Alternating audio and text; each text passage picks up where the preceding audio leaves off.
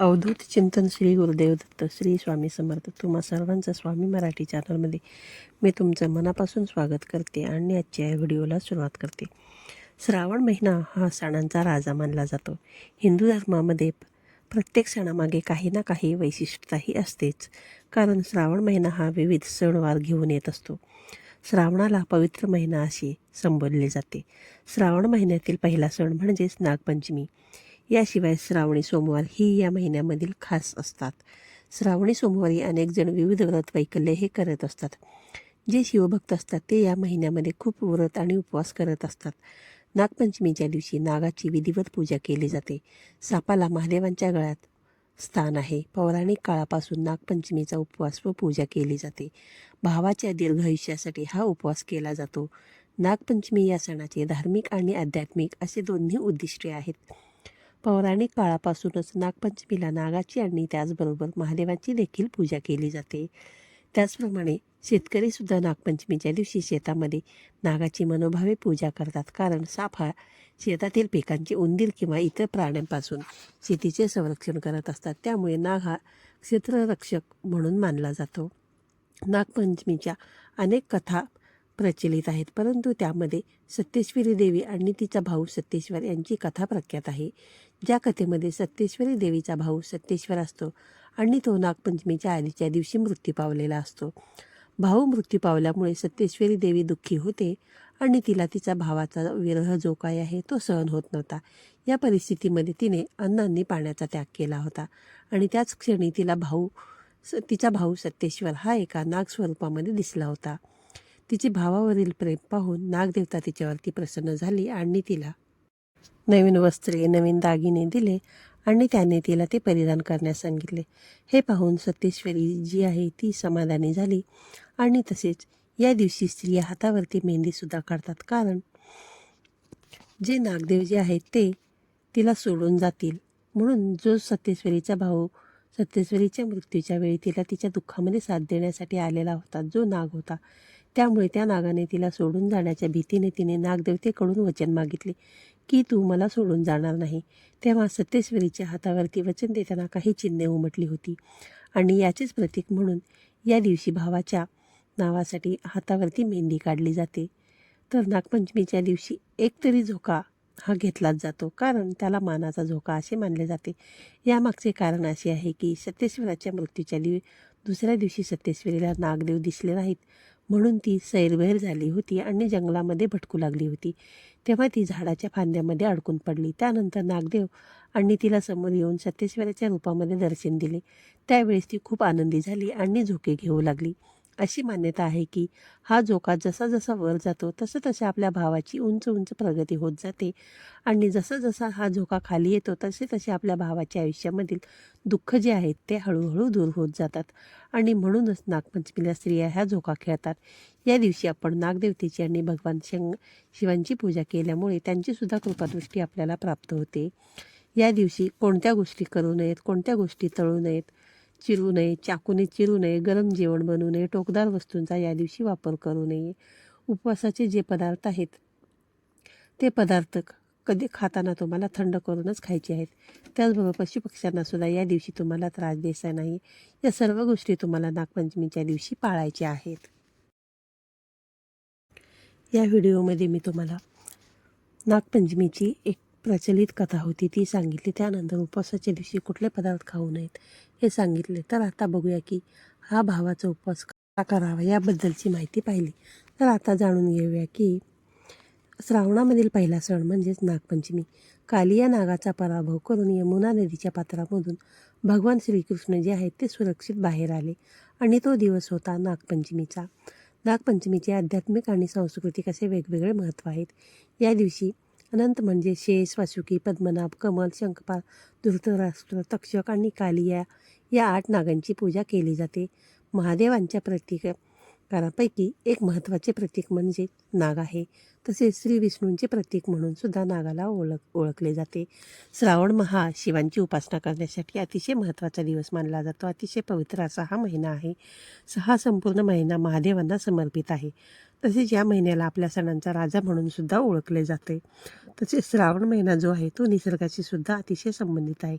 कारण या श्रावण महिन्यामध्ये निसर्ग जो आहे तो सुद्धा हिरवळलेला असतो आणि ही जी सृष्टी आहे ती ही सृष्टी हिरव्या रंगाने सजलेली असते.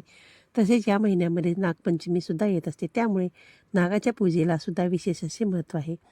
नागपंचमीच्या वेळेस भावाचा उपवास जो आहे तो सुद्धा केला जातो. हिंदू धर्मामधील प्रत्येक परंपरा, प्रत्येक सण किंवा प्रत्येक उत्सव जे आहेत ते आपल्याला काहीतरी नवीन शिकवण देऊन जात असतात.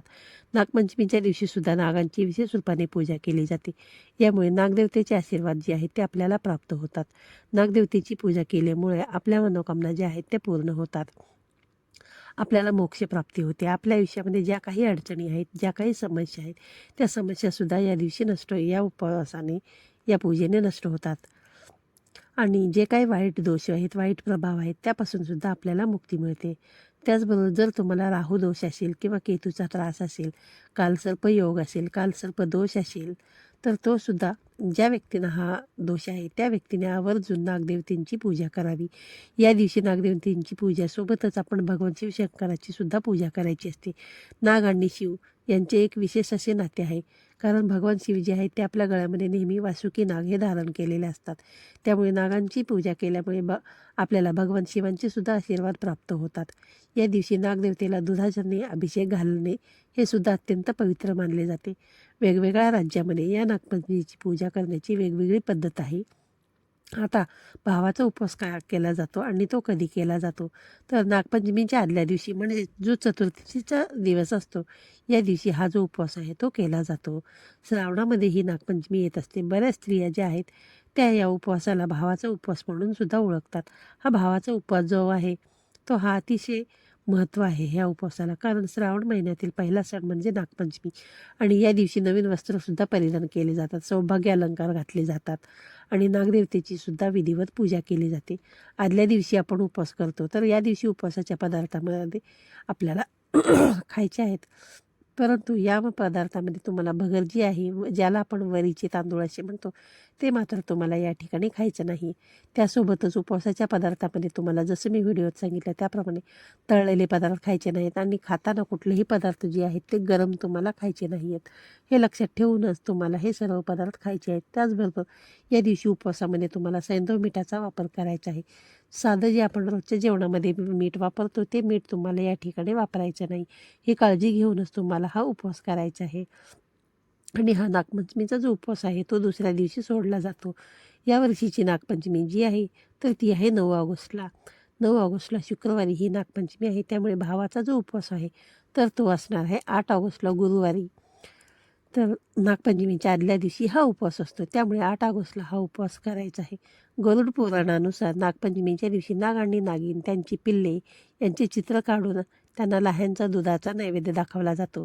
काही भागांमध्ये या दिवशी म्हणजेच भावाचा उपवास ज्या दिवशी करत असतात त्या दिवशी करतात आणि नागपंचमीच्या दिवशी असे दोन्ही दिवस केले जाते आणि भावाच्या आयुष्यामध्ये आपल्या जे काही आहे ते सर्व चांगले व्हावे म्हणून हा भावासाठी उपवास केला जातो. खास करून आपल्या भावासाठीच हा उपवास केला जातो.